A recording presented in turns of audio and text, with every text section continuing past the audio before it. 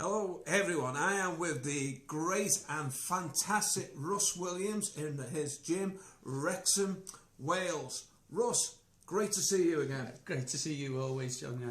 Russ, can you tell the people here about your fantastic achievements?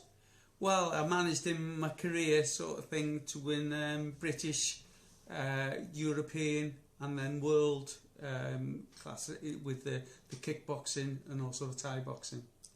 Phenomenal achievements, Russ. Phenomenal achievements. Just thanks. They are phenomenal, Russ. You know, it should be a smile from here to here. Phenomenal achievements. I want to talk about this life journey, Russ, because I know you've mentioned it before. No one starts out and says, I'm going to be a champion. So tell me about how you started, Russ. Yeah, well, that's it. I mean, we get people coming to the gym sometimes that are saying, you know, I'm going to be a champion, I'm going to be your best fighter, and they never stick it at it because they think the journey's going to be easy, and the journey is never easy. But what it is I went into it just to be able to look after myself and control my aggression and that. I tried all different martial arts and that. And then the one that I liked the most was the Thai boxing and the kickboxing, and that's the one I stuck to. And I learned early on when I was started training and that it gave me a great help in my life. And then that is what I decided that I would want to do in the future, is to help other people. It's to either give them confidence or to help them control their aggression. I want to talk about that. I want about control of aggression, how you help other people. But first of all, I want to take you back to that young Russ who's starting out on his journey. Why did you take up the martial arts, Russ? Yeah, because at the time, very early on in my life, I was, because I was one of the smallest in my class and that I was always getting picked on, and people would treat me as if I was nothing and sort of thing. And then it got to the stage, I never wanted to be in fights and that, but it got to the stage that I had to fight. Otherwise, my life wouldn't have been worth living. So I started fighting and that, and then I got to be a good fighter, and then I got to be like the best fighter in the year in school. And then I had older ones, older pupils starting on me, and that. So it was sort of fighting all the time. So really, it was because you found yourself in this situation. I suppose, like a lot of us, we come to a crossroads in life, Ross. And I suppose at some point you had to make a decision whether you were going to go in one direction where you would have carried on the street fighting, or there had to be some type of direction, some type of positivity coming out with regard to the way you felt, because you were responding to people being aggressive towards you. So you had to make a decision.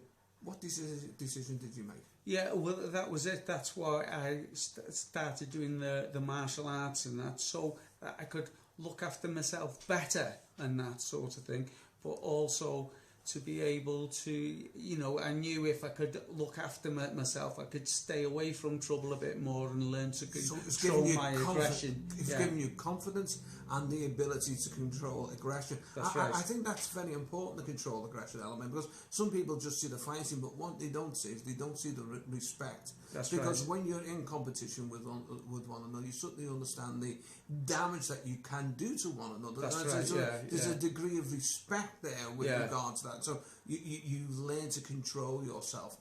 So you're at this point, you have to make this decision. You make the decision. You now made a commitment to train with Master Toddy, but it wasn't easy for you to train with Master Toddy. No, because he was in Manchester and that, so I used to go down. At the time I was running a dairy farm, and I had to get someone else to look after the dairy farm while I went and got the train to train with Master Toddy and his top student Ronnie Green. And that's commitment, isn't it? So you're making big commitment to travel from North Wales all the way to Manchester, because you're keen and enthusiastic to learn. Because you think, well, it's given you great positivity in your life, but for you it's giving you a vision, a direction. That's right. You get a feel for it. You have start having a couple of fights and the success. I recall one of those fights with you, and one of your very early fights, because we met in a weekend course. That was it. Yeah, I was on a weekend seminar. It was hard training with Dan in Santo, and I seen that there was a kickboxing show on, so I wanted to go and see it, and I didn't have any money left after the course, so I phoned up the promoter Phil Mayo and saying, is there any chance that I can fight? So he said, yeah, he got me a fight, so I got free entry, and that was my main objective sort of thing, like, you know. And then they matched me up with this guy, you know, that was more experienced, taller, heavier, and that. And I thought, well, you know, I'll just go and do my best sort of thing. And they said, have you got anyone in the corner? I said no. So they introduced me to yourself. And I remember you were about to leave because your fighters had finished. And I said, you know, would you mind staying? And you said, no problem at all. And then you found out about me, how inexperienced I was and how everything was against me. And you advised me not to fight, like, you know. And I remember thinking, oh, fair play to this guy.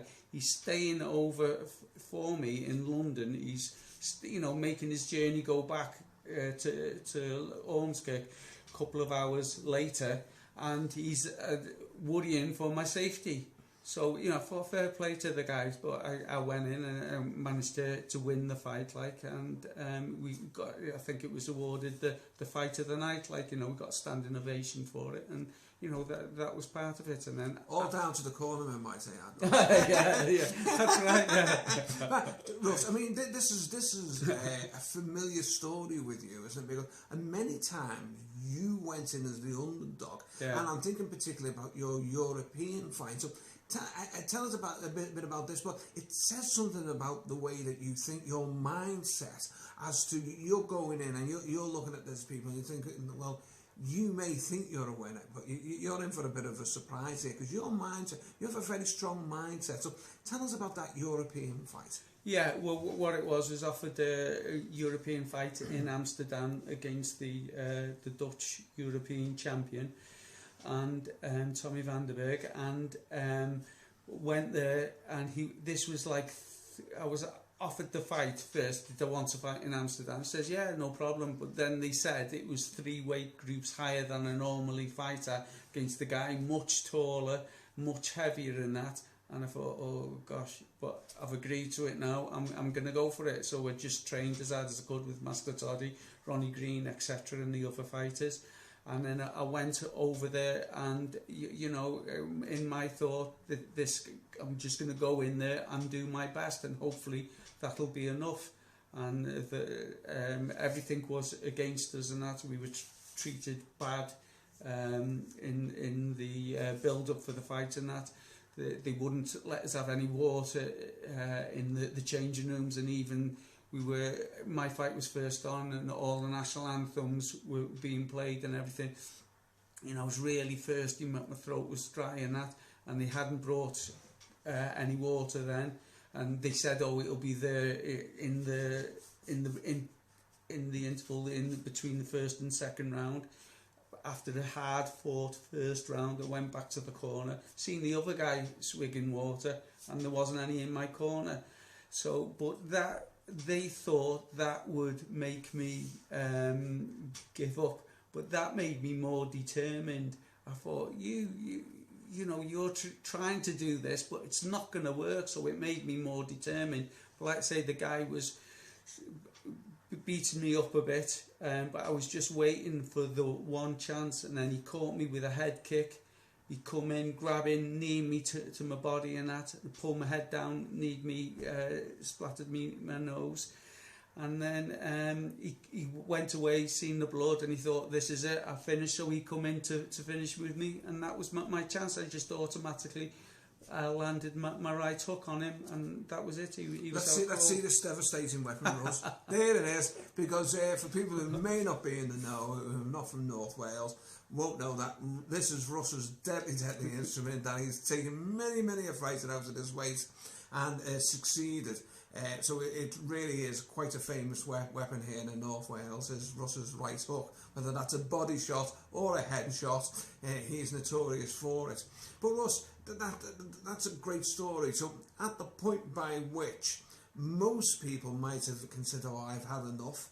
Let's face it, you get no water, which is it's annoying. It's a strategy they've imposed upon you to try and psychologically beat you, to also make you feel that you haven't won beforehand. You can't even win a glass of water type of thing, you know. I mean, I've seen tactics like that, quite poor. I've seen tactics like that before, and but for you, strategically, that makes you angry, and that's the emotion it draws from you. You feel annoyed. And you're not going to give in. That's it. They were trying to get one over on me, and without being fair, sort of thing. So I thought, this isn't right, and I'm not going to let you succeed. So, like I say, it did the opposite to what they were hoping. It made me even more determined. I can understand that emotion, because something very similar happened to me when I fought Gary Osborne in Birmingham, where we had water, but what they said, the fight was on, the fight was off, the fight was on, and then they kept me waiting in the ring, and then in the end, Gary was a well-known fighter at that time, but I took Fighting the Fight of the Night for exactly those reasons what you said, which it's annoying. So emotion when it gets like that can really backfire on a person. And strategically we need all to consider is that when we're doing this, we can affect people in a way that we're not anticipating. And for you, and anger can be a very good emotion. And for you, that anger that was brought up, it made you angry enough to make you want to succeed. Well, let's say I wouldn't call it anger as such, but I get it that it's my energy sort of thing, and then I just wait, and then when I hit, all my emotion, like you say, all my anger goes into that technique, and that's what it was. And most of my fights, I was the underdog sort of thing, but that's what I went. But you overcome it, Russ. That's right. You overcome it. I think one of the interesting things is as well, and we've spoken about this before, you're saying when you throw this, you sort of, just the right moment, the right distance, the right range, where to make contact. And that's become through persistent training. That's it's all right, like muscle memory. You don't think about it. No, it's just happens. instinct. It just happens. It's there because you've done it that many times. So part of the journey has to be the discipline of training. That is the most. If I hadn't have been training hard, then there's no way you can do that. So that's what it is. It's drilling, and working morning, afternoon, evening, training. This is commitment. That's what it is. Desire. And it was the determination. I was determined that I wouldn't be shown up, because I was teaching at the time, so I didn't want to be seen to get knocked out for my students, so it's affecting my life sort of thing, my life goals. I can understand that, but here's what I think is great. So you've taken a very similar theme in your life when you said you were the underdog, or when you were at school and people thought they could bully you because of your size, and that, and you've stood your ground. So you've understood that, but when it's come to helping people and young people that you brought through your gymnasium, and there's been a lot of people that have come through, you've helped them emotionally and physically and mentally, because you've given them confidence. And that to me is an important element. You've told me that you enjoy that just as much as you enjoyed your fights. I'd say more so, because this was my goal in life. Once I started with martial arts, was to help people, and that help them get confidence, or help them control their aggression. And I love doing courses, and I feel a bit nervous. You're on edge going into a course in a youth club or another organisation. How are they going to react to you and that? And I remember in some different youth clubs where they're all they were saying that they were all lads and girls getting involved in trouble and that, and I'd go in and they showed clips of my fights, just showing who I was. I took some of my belts down, and then I just saying about my life, and then you could see their eyes, you know, and it was sinking in.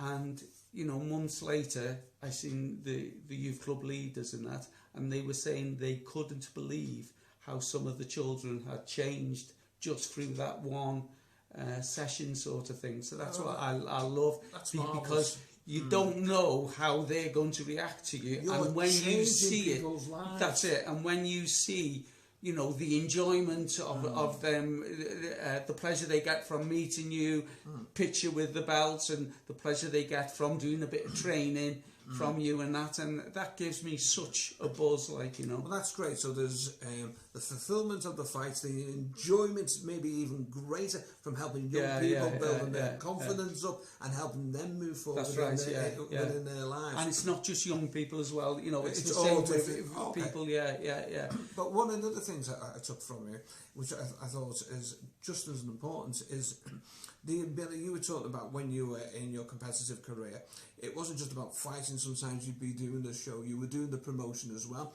So you had to organise the fights, organise the show, organise the ring, so you had this additional stress brought onto you for what you had to do and what you had to deliver, and you were fighting on your home ground. So obviously you were under a lot of stress. And running the dairy farm as well. How did you cope with that, Russ? Yeah, I mean, looking back, I can't see how I did do it. Like, you know, it seems so, but I did. And like I say, it was just determination. It was, and I did get up like 5:15, milk the cows, whatever. Then go do skipping for half an hour, fast skipping, and then go to bed for a couple of hours, have dinner, get up, do some more training. Then do the night milking, and then do the training in the evening. And like I say, 2-3 times a week, I would make the journey to Manchester to train with Master Toddy and that there. And that training was hard. That training was brutal at that time. I remember only too well, but that made me stronger, because I had to have the determination to go there. And just every time you were walking in there, and you knew the training was going to be hard, but that's what made me succeed later on. Like, so you know. Do you think if you were to give any advice to a young person coming through, however hard it is, however they may feel that something's not worked out, you would say, don't lose your vision and continue to be determined? That's right. I'd say to anyone, you know, what do you want to achieve in your life, and just aim for that goal, plan how you are going to do it. And if you go and get failed in a job interview, don't think that, that's it, I can't do it. You just think, well, what could you do better? Could you dress better? What could you say, or what shouldn't you have said, and keep going for it, like it, you know. It's the same as a driving car test or anything. You know, if you fail, that's not the end of it. That's just part of the learning, and it'll make you a better driver when you go back, when you pass the test the second time or third time or whatever. You will have more experience, and you'll be more determined, and then you'll be a better driver for it, like, you know. So like I say, you just keep your vision on the goal that you want. I think that's fantastic advice. So keep your vision, be determined, and move forward. So that's your advice for young people all the time. And being willing to leave your comfort zone. That's right. Maybe in your learning zone, and maybe sometimes in a slightly stressful zone, because you've got to be having that ability to stretch yourself. My God, Ross, at times you really have done that, but you've turned that into a success. And may I wish you many more successes, Russ. Thank you. As you go forwards into the future. So here I am finishing my conversation with world champion, European champion and British champion Russ Williams in North Wales. Russ, thank you for your time. Thank you, John. Thanks, Sue.